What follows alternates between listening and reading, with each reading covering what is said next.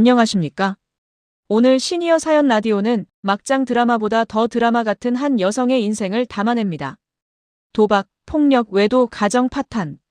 그 속에서 두 아이를 지키며 버텨낸 시간, 그리고 10년 뒤 초라한 몰골로 다시 나타난 남편.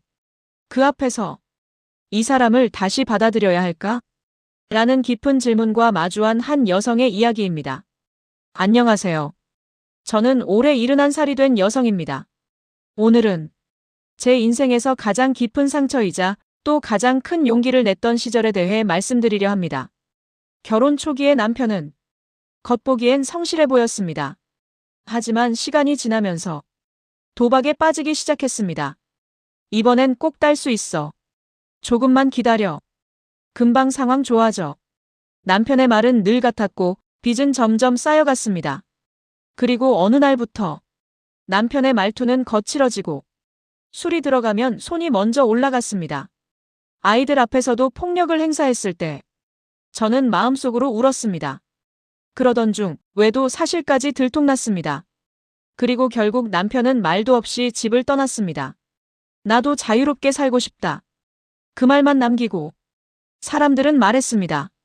남편 없어졌으니 이제 편하겠네. 하지만 바로 그때부터 제 진짜 지옥이 시작됐습니다. 낯선 번호로 전화가 울릴 때마다 심장이 덜컥 내려앉았습니다. 남편 어디 있냐? 당신이 대신 갚아라. 저는 매번 정말 모르는 일이라고 답해야 했습니다. 식당, 청소, 시장 배달. 안 해본 일이 없었습니다. 아이들에게만 따뜻한 밥을 먹이고 저는 빵 부스러기 몇 개로 하루를 버티던 날도 많았습니다. 무릎이 붓고 허리가 굽어도 병원 갈 돈은 없었습니다. 일하지 않으면 그날 밥을 먹을 수 없었기 때문입니다. 급식비가 밀려 연락 오던 학교, 친구들 앞에서 흐려지는 아이들의 눈빛, 몸을 움츠리며 괜찮다고 말하던 모습. 그게 제 가슴을 가장 아프게 했습니다. 아이들이 잠든 뒤 불 꺼진 부엌에서 혼자 울었던 날들이 많았습니다. 내가 잘 살고 있는 걸까? 아이들에게 괜찮은 엄마일까? 그렇게 10년이 흘러갔습니다. 아이들은 성장했고 각자의 길을 찾았습니다. 큰아이는 결혼을 준비했고 작은아이는 따뜻한 사람을 만나 약혼을 앞두고 있었습니다. 제가 키우며 지킨 아이들이 이제는 자신의 삶을 살아간다는 사실만으로 저는 감사했습니다.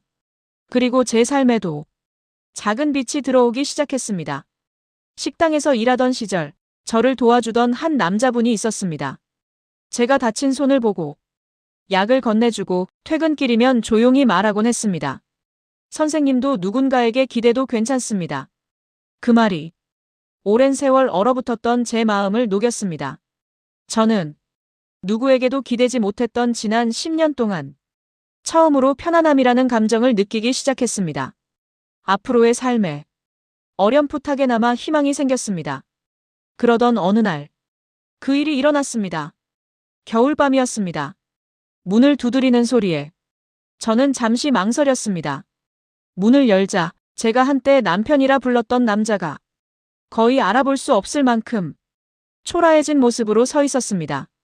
수척한 얼굴, 삶에 지친 눈빛, 터진 신발, 낡아 빠진 외투. 그는 제 앞에 서자마자 주저앉아 울었습니다. 미안하다. 정말 미안하다. 도박으로 모든 돈을 잃고 외도했던 여자에게도 버림받고 친구들도 떠나고 갈 곳이 없어 마지막으로 저를 찾아왔다는 겁니다. 그리고 떨리는 목소리로 말했습니다. 나 다시 받아줄 수 있을까? 그 말을 듣는 순간 제 머릿속이 하얘졌습니다. 왜냐하면 그가 사라진 10년 동안 저는 정말 힘들게 살아남았고 지금은 아이들도 안정되고 새로운 사람과 미래를 생각하고 있었기 때문입니다. 그 사람 때문에 제 삶이 다시 흔들릴까봐 두려웠습니다. 저는 아직 답을 내리지 못했습니다. 10년 전 저와 아이들을 상처 속에 버려둔 사람. 하지만 지금 초라하게 무너진 모습으로 용서를 구하는 사람. 저는 스스로에게 묻습니다. 내 삶을 다시 흔들면서까지 이 사람을 받아들여야 할까?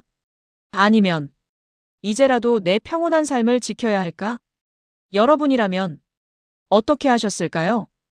오늘 사연은 배신과 고난, 그리고 생존의 기록이었습니다. 사람을 용서하는 일은 쉽지 않지만 용서가 반드시 받아들임을 의미하지는 않습니다. 여러분의 삶에도 이 사연이 작은 생각의 여지를 남기길 바랍니다. 다음 시간에도 또 다른 인생 이야기를 들려드리겠습니다. 감사합니다.